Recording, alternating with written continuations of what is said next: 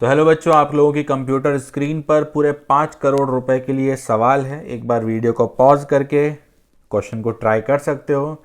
Answer कुछ 0.35 के आसपास आना चाहिए, ठीक है। और अगर नहीं आता है तो फिर सॉल्यूशन देख सकते हो। ये क्वेश्चन मुझे एक स्टूडेंट ने ही भेजा था। जिस स्टूडेंट ने मुझे क्वेश्चन भेजा था उससे ऑलरेडी बन गया था। उसने बस इसलिए भेजा था कि सर देख लो, अच्छा क्वेश्चन है, तो इसलिए उसने भेजा था। ठीक है, तो इस क्वेश्चन का सॉल्यूशन अपन स्टार्ट करते हैं। क्या कहता है क्वेश्चन, सबने पढ़ लिया होगा। देखो, क्वेश्चन कहता है एक टेबल होती है ऐसी, और इस टेबल के दो पार्ट्स हैं। लेफ्ट में जो कोफिशिएंट ऑफ फ्रिक्शन है वो म्यू2 है, और राइट में जो कोफिशिएंट ऑफ फ्रिक्शन है वो म्यू1 है। ठीक है, फिर इस टेबल के ऊपर एक डिस्क रखी हुई है। अब ये डिस्क जो है कुछ ऐसे रखी है कि आधी आधी डिस्क म्यू2 पे आती है और आधी डिस्क म्यू1 पे आती है। फिर इस डिस्क को किसी ने ऐसा रोटेट करके छोड़ दिया। तो हमसे ये पूछा जा रहा है कि जस्ट आफ्टर द रोटेशन इसका एक्सेलरेशन क्या होता होगा, इस डिस्क के सेंटर ऑफ मास का क्या एक्सेलरेशन होता होगा, ये हमसे पूछा जाता है। ठीक है, तो सॉल्यूशन स्टार्ट करते हैं। देखो,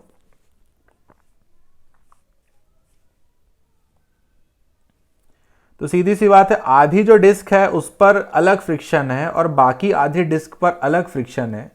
इस वजह से मैं क्या कर रहा हूं, मैं पूरी डिस्क बना ही नहीं रहा, मैं सिर्फ आधी डिस्क ही बना रहा हूं।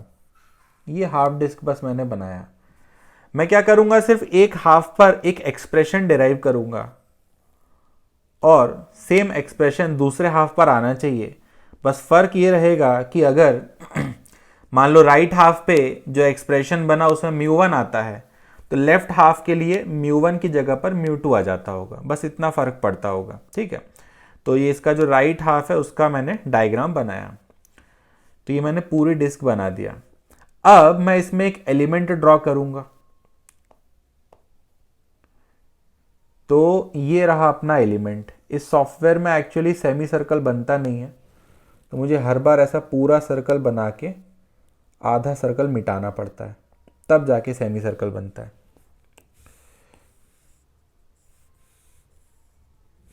ठीक है, तो देखो, तो ये जो बड़ी सी आधी डिस्क है उस पर मैंने एक एलिमेंट ड्रॉ किया। अब ये जो एलिमेंट है, इस एलिमेंट का कुछ रेडियस है और कुछ थिकनेस है।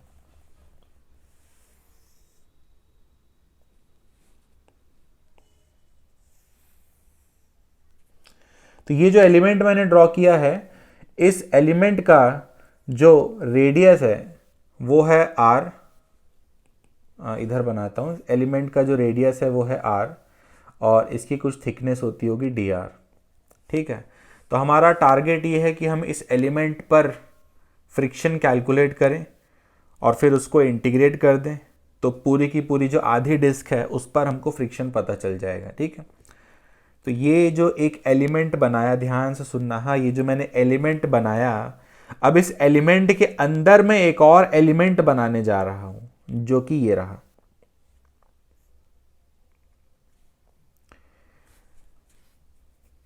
एक्चुअल क्वेश्चन में क्या है, डिस्क। ठीक है, फिर उस डिस्क के अंदर मैंने क्या कंसीडर किया है, एक सेमी सर्कुलर रिंग। अब ये जो सेमी सर्कुलर रिंग है, इसके अंदर भी मैंने एक एलिमेंट कंसीडर किया, जो कि ये मैं ग्रीन कलर से ड्रॉ कर रहा हूं। ठीक है, अब इस एलिमेंट के अंदर जो एलिमेंट है, ये एलिमेंट एंगल सबटेंड करता है थीटा, सॉरी, हॉरिजॉन्टल लाइन से एंगल बनाता है थीटा, और यहां पर एंगल सबटेंड करता है डी थीटा। ठीक है, ये छुटकू सा जो एंगल है ये डी थीटा है। ये रहा एलिमेंट के अंदर भी एक एलिमेंट। इस एलिमेंट की जो लेंथ होती होगी वो क्या होती होगी, इसकी लेंथ होती होगी आर डी थीटा।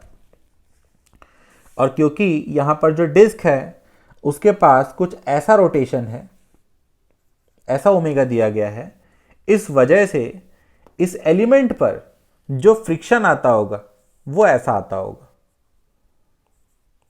तो ये रहा इस पर लगने वाला छोटू सा फ्रिक्शन, जिसको कि मैंने डीएफ बोल दिया। ठीक, तो ये जो ब्लू वाला एलिमेंट था उसके अंदर ये जो ग्रीन वाला एलिमेंट था, जो कि मैंने ऊपर की तरफ बनाया है, इस ग्रीन वाले एलिमेंट का एक जुड़वा भाई भी तो होता होगा, यहां कहीं नीचे, इधर कहीं, तो इसका एक जुड़वा यहां भी होता होगा। तो जैसे ऊपर वाले ग्रीन एलिमेंट पर फ्रिक्शन उधर लगा है, जो कि डायग्राम में आपको दिख रहा है, तो ये नीचे वाले ग्रीन पर जो छुटका सा फ्रिक्शन है वो कुछ ऐसा आना चाहिए, है ना। आगे फिर आप लोग समझदार हैं, देखो ये एंगल अगर थीटा है, ये वाला, ये एंगल अगर थीटा है, तो ये एंगल भी अपने आप थीटा हो जाएगा। उस वजह से ये एंगल भी अपने आप थीटा हो जाएगा, ऐसा होगा। फिर हम कर सकते हैं क्या, डीएफ के कंपोनेंट कर सकते हैं। डीएफ के दो कंपोनेंट बनेंगे, बना देता हूँ। एक ऐसा आएगा, डीएफ का एक कंपोनेंट इधर आएगा और एक कंपोनेंट इधर आएगा। ठीक वैसे ही नीचे भी होता होगा, डीएफ का एक कंपोनेंट ऐसा राइट में और एक कंपोनेंट ऊपर। फिर क्या होगा, देख सकते हो जो हॉरिजॉन्टल वाले कंपोनेंट्स हैं वो अपोजिट डायरेक्शन में है, तो हॉरिजॉन्टल वाले कैंसिल हो जाते होंगे और वर्टिकल वाले ऐड हो जाते होंगे। तो इस वजह से इस एलिमेंट पर लगने वाला फ्रिक्शन, है ना, मैं लिखने जा रहा हूँ, इस एलिमेंट पर जो फ्रिक्शन लगता होगा वो होता होगा डी एफ कॉस थीटा का इंटीग्रेशन। फिर से रिपीट कर रहा हूँ, देखो जो हॉरिजॉन्टल कंपोनेंट है ये वाला तो कैंसिल हो जाता होगा, ऐड कौन सा होता होगा, वर्टिकल वाला। तो वर्टिकल वाला कंपोनेंट ऐड होने का मतलब वर्टिकल वाला कंपोनेंट इंटीग्रेट होना, क्योंकि एडिशन और इंटीग्रेशन का तो सेम मीनिंग होता है। और तो वर्टिकल कंपोनेंट क्या होगा, वर्टिकल कंपोनेंट होगा डीएफ का cos theta, because this angle is theta.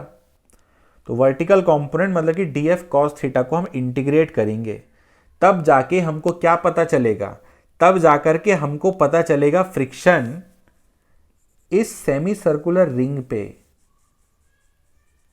है ना। जरा सोचो, जब आप इंटीग्रेशन डीएफ कॉस थीटा करोगे तो ये एक बार इंटीग्रेशन डीएफ कॉस थीटा कर लेने से आपको पूरी डिस्क पर थोड़ी फ्रिक्शन पता चल जाएगा। ये जो पूरा खेल आपने खेला ये तो इस रिंग पे खेला ना, सेमी सर्कुलर रिंग पे। तो जब आप इसको एक बार इंटीग्रेट करोगे ना तो आपको फ्रिक्शन पता चलेगा इस सेमी सर्कुलर रिंग पर। अब आपको इसको एक और बार इंटीग्रेट करना पड़ेगा। तो जब आप इसको एक और बार इंटीग्रेट करोगे तब जाकर के आपको फ्रिक्शन पता चलेगा किसका, डिस्क का। ऐसा होगा। अब डीएफ लिखते हैं, कैसे लिखूंगा डीएफ, उसके लिए हो सकता है फिर से क्वेश्चन पढ़ना पड़े। डबल इंटीग्रेशन का साइन है, डीएफ मैं लिख सकता हूं म्यू इंटू डी एन, है ना, एफ होता है ना फॉर्मूला म्यू इंटू एन, तो डीएफ क्या लिख सकता हूं, म्यू इंटू डी एन। और dn को क्या लिख सकता हूं मैं, dmg, ऐसा हुआ। देन बैठा हुआ है cos थीटा। फिर लिखूंगा म्यू dm मतलब किसका मास, ये जो हरे कलर का एलिमेंट था ना, इसका मास, इसका मास होगा dm, ठीक है। तो dm कैसे लिखूं अब मैं, तो dm के लिए मुझे हो सकता है क्वेश्चन पढ़ना पड़े। क्वेश्चन पढ़ ही लेते हैं फाइनली, क्या कहता है। क्या इसमें ऑब्जेक्ट का मास दिया है, देखो नहीं दिया ना, तो बस अपन ने इसी बात का फायदा उठाया। मैंने एक और क्वांटिटी मान ली सिग्मा जो कि है मास पर यूनिट एरिया। आसान भाषा में 1 मीटर स्क्वायर का जो मास है, 1 मीटर स्क्वायर का जो मास है वो सिग्मा केजी है। तो 2 मीटर स्क्वायर का कितना होता होगा, 2 सिग्मा। 3 मीटर स्क्वायर का क्या होता होगा, 3 सिग्मा। तो डीए मीटर स्क्वायर का क्या होता होगा, डीए सिग्मा, ठीक है। तो ये जो अपना हरे कलर का एलिमेंट था इसका कुछ एरिया होता होगा, इसका एरिया मैंने डीए मान लिया। और मैंने कहा कि 1 मीटर स्क्वायर का मास सिग्मा है, तो 2 मीटर स्क्वायर का 2 सिग्मा, तो डीए का डीए सिग्मा। तो ऐसे मैं डीएम लिख सकता हूं, है ना, एटलीस्ट ट्राई कर सकता हूं। तो डीएम होगा डीए सिग्मा, ऐसा होगा। अब मुझे डीए लिखना पड़ेगा। डीए मतलब अगेन क्या, डीए मतलब होगा ये जो शेडेड पार्ट था, डी ए मतलब ये जो शेडेड पार्ट था इसका मास। अब ये शेडेड पार्ट का मास कैसे लिखूंगा, सॉरी मास गलत बोल रहा हूँ। डी ए मतलब शेडेड पार्ट का एरिया। तो इस शेडेड पार्ट का एरिया कैसे लिखूंगा, बड़ा आसान है, इस शेडेड पार्ट की लेंथ मल्टीप्लाइड बाय इसकी विड्थ। तो ध्यान से देख सकते हो, तो ये जो शेडेड पार्ट है इसकी जो लेंथ है वो आर डी थीटा है, ठीक है। और विड्थ क्या है, विड्थ डी आर है ना। तो जो डी ए होगा उस डी ए को मैं लिख सकता हूं length which is R D theta multiplied by width which is D r. ऐसा हुआ। अब बस इसको इंटीग्रेट करना है, एक बार थीटा के रेस्पेक्ट में, फिर एक बार आर के रेस्पेक्ट में। पहले किसके रेस्पेक्ट में करना चाहिए ये भी आपको सोचना पड़ेगा, कोई सा भी इंटीग्रेशन कभी भी मत कर लेना। कई बार क्या होता है कि फर्क नहीं पड़ता कि पहले डी आर के रेस्पेक्ट में कर रहे हो या पहले डी थीटा के रेस्पेक्ट में कर रहे हो, किसी किसी क्वेश्चन में फ़र्क नहीं पड़ता है, लेकिन किसी किसी क्वेश्चन में फ़र्क पड़ जाता है। इस वजह से आपको ये भी सोच के करना पड़ेगा कि पहले मैं डी थीटा के रेस्पेक्ट में सोचूं या पहले डी आर के रेस्पेक्ट में सोचूं। तो उसको सोचने के लिए फिर से आप सोच लो कि आपने सबसे पहले तो फ्रिक्शन इसी पे लिखा था ना, इस पे, है ना, ये छुटके से एलिमेंट पे लिखा था, और जो छुटका सा एलिमेंट था वो तो थीटा के साथ बदल रहा था ना। तो इस वजह से पहले आपको डी थीटा के रेस्पेक्ट में इंटीग्रेट करना चाहिए। तो मैं लिखूंगा इंटीग्रेशन, ध्यान से देखना अब कुछ होने वाला है। अब मैं लिखूंगा इंटीग्रेशन, फिर से integration mu r sigma g cos theta d r, ऐसा किया जाएगा। पहले थीटा को रेस्पेक्ट दिया जाएगा, देन फिर डी आर को रेस्पेक्ट दिया जाएगा, क्योंकि आपने यही किया है। पहले आप इस एलिमेंट की बात कर रहे हो, देन उसके बाद इस एलिमेंट की हेल्प से आप इस पूरे पर फ्रिक्शन लिखने के बाद डिस्क पर लिख रहे हो। ये थोड़ा सा ओवर एक्सप्लेन कर दिया मैंने यहाँ पे, पहले ही ठीक था। सिंपल सी बात है कि आपने पहले जो फ्रिक्शन लिखा इस एलिमेंट पे लिखा, ये ग्रीन वाले एलिमेंट पे, और ये जो ग्रीन वाला एलिमेंट था पूरा का पूरा थीटा पे डिपेंड कर रहा था, इसलिए पहले थीटा के रेस्पेक्ट में होगा, देन उसके बाद आर के रेस्पेक्ट में होगा। तो करते हैं सॉल्व। थीटा की लिमिट कहाँ से कहाँ जानी चाहिए, थीटा की लिमिट जाएगी कहाँ से कहाँ, -90 से +90, है ना। तो ये रहा -90 से +90। तो ये क्या बनेगा, इंटीग्रेशन एक बचेगा, ये रहेगा mu r sigma g cos theta का इंटीग्रेशन क्या हो जाएगा, साइन थीटा, उसमें लिमिट्स रख दूंगा, upper limit minus lower limit, और फिर क्या रहेगा डी आर। अब इसको इंटीग्रेट करूंगा तो देखो ये जो ब्रैकेट में लिखा हुआ ये तो क्या हो गया, ये तो 2 हो गया, है ना। तो ये बन गया 2 mu sigma g R D R. फिर जो डी आर की लिमिट है वो कहाँ से जाएगी, डी आर की लिमिट मतलब कि आर की लिमिट जाएगी 0 से लेकर के कैपिटल आर तक। कैपिटल आर डिस्क का रेडियस था, तो ये बनेगा 2 म्यू सिग्मा जी, आर का इंटीग्रेशन हो जाएगा क्या, r²/2, और फिर लिमिट रख दूंगा तो ये बन जाएगा कैपिटल R²/2। तो यहाँ से मुझको फ्रिक्शन का एक्सप्रेशन मिला जो कि आया म्यू सिग्मा जी r²। ठीक है। अब ये जो फ्रिक्शन मैंने कैलकुलेट किया है ये मैंने राइट वाले पार्ट पे निकाला है, तो यहाँ μ1 लिख दे रहा हूँ। तो ठीक वैसे जो लेफ्ट वाला पार्ट होता होगा उसमें क्या फ्रिक्शन होता होगा, μ2 टाइम्स सिग्मा जी r²। ठीक है।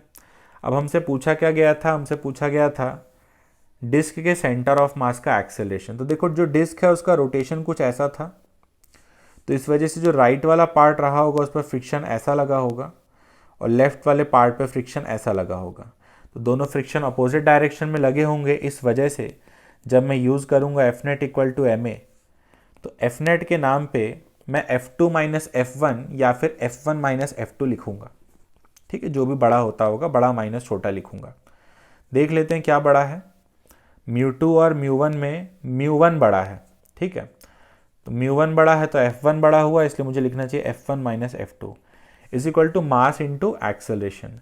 मास लिखना बहुत आसान है, फिर से वैसे ही मैं कहूँगा कि 1 मीटर स्क्वायर का क्या मास होता, सिग्मा, तो 2 मीटर स्क्वायर का क्या होता, 2 सिग्मा, 3 मीटर स्क्वायर का 3 सिग्मा, तो पाई आर स्क्वायर का क्या होता, पाई आर स्क्वायर सिग्मा।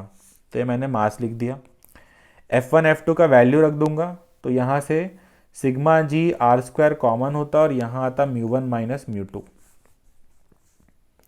यहाँ होता pi r square sigma a. तो देख सकते हो आर स्क्वायर कट जा रहा है, इस वजह से क्वेश्चन में रेडियस नहीं दिया था शायद। सिग्मा भी कैंसिल हो जा रहा है और यहाँ से ए का वैल्यू क्या आ रहा है, ए का वैल्यू आ रहा है μ1 minus μ2 times g by pi, ये आया। अब इसमें अपन वैल्यूज़ रख के देख लेते हैं, है ना। कितना था μ1, 0.78 और 0.67।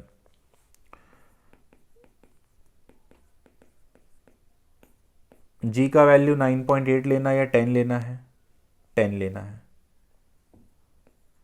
और कहता है पाई का वैल्यू यूज़ करो 22/7। जल्दी से देख ले रहा हूँ मैं कैलकुलेटर से। कैलकुलेटर तुमको नहीं दिखेगा क्योंकि वो मेरे मोबाइल में है। 0.78 minus 0.67 into 10 divided by 22 into 7, sorry, हाँ, तो वही 0.35 इसका आंसर आता है।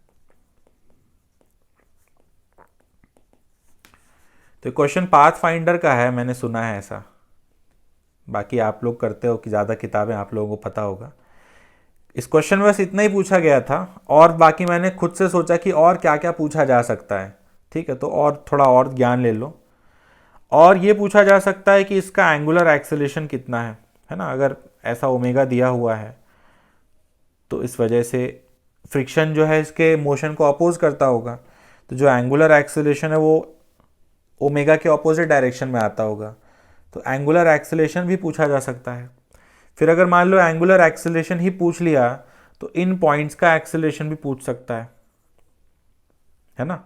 कैसे लिखोगे, CTRM वाले फंडे से, जैसे कि मुझे इस पॉइंट का एक्सेलरेशन लिखना है तो एक बार घूमने की वजह से लिख दूंगा, एक बार चलने की वजह से लिख दूंगा, है ना। लिख के ही बता देता हूँ, एक डेमो दे देता हूँ।